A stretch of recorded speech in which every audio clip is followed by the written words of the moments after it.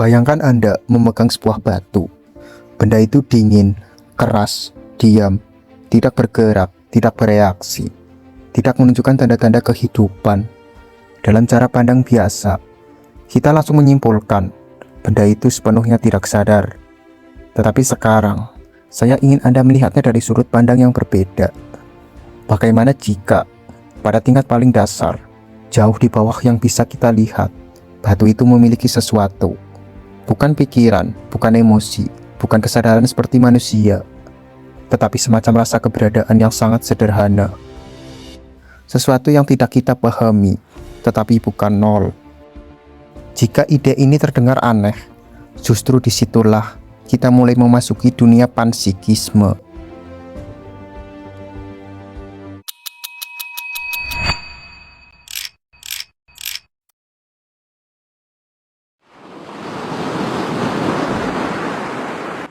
Panpsikisme adalah pandangan filosofis yang mengatakan bahwa kesadaran bukanlah sesuatu yang hanya muncul pada makhluk hidup kompleks seperti manusia.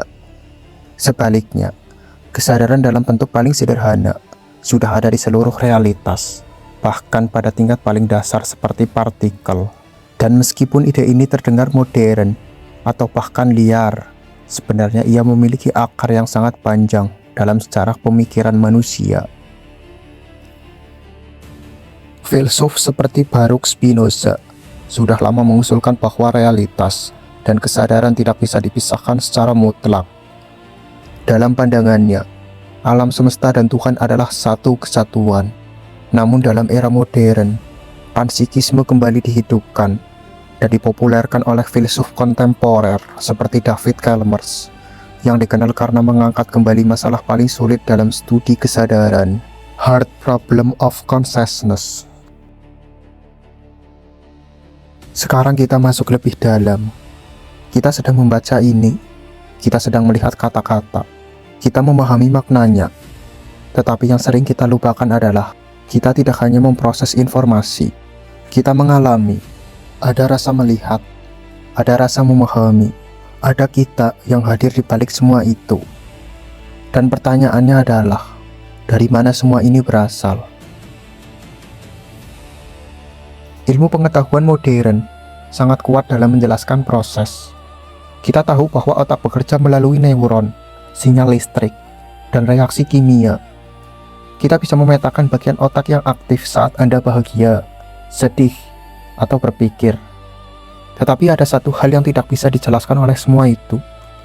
Mengapa semua proses fisik itu disertai dengan pengalaman dari dalam? Mengapa tidak sekedar proses, tetapi ada rasa?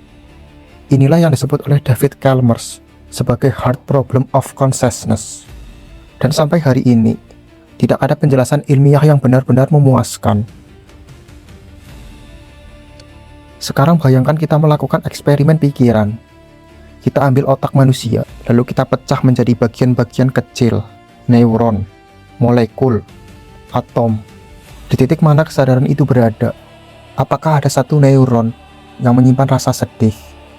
Apakah ada satu atom yang mengandung pengalaman melihat warna merah? Tidak ada jawaban yang jelas. Dan disinilah panpsikisme menawarkan pendekatan yang berbeda, bahkan radikal. Alih-alih bertanya, bagaimana kesadaran muncul dari benda mati? Bagaimana jika sejak awal tidak ada yang benar-benar sepenuhnya mati? Bagaimana jika kesadaran dalam bentuk paling sederhana sudah menjadi bagian dari struktur dasar realitas? Untuk memahami ini, kita gunakan analogi. Bayangkan warna putih. Sekilas ia tampak sederhana, tetapi sebenarnya warna putih adalah gabungan dari berbagai warna dari spektrum. Merah, biru, hijau, semuanya bergabung menjadi satu.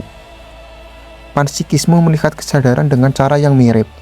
Kesadaran manusia bukan muncul dari nol. Ia adalah hasil dari penggabungan banyak unit, pengalaman kecil yang sangat sederhana, yang pada tingkat dasar mungkin sudah ada di realitas. Jika benar bahwa kesadaran ada di tingkat paling dasar, maka alam semesta tidak lagi bisa kita lihat sebagai kumpulan benda mati yang bergerak secara mekanis. Sebaliknya, alam semesta mungkin memiliki dua aspek. Aspek fisik yaitu yang bisa diukur, dan aspek pengalaman yang dirasakan dari dalam. Ini tidak berarti batu bisa berpikir. Ini penting.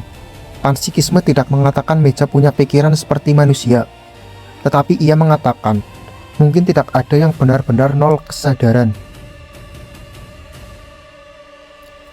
Dalam mekanika kuantum, realitas pada tingkat dasar tidak bersifat seperti yang kita bayangkan.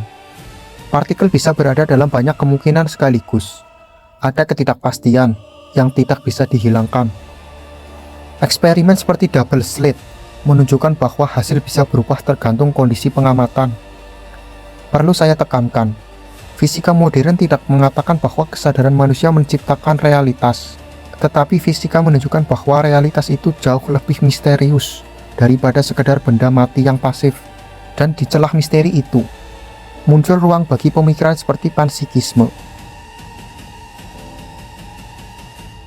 Sekarang kita dorong lebih jauh lagi.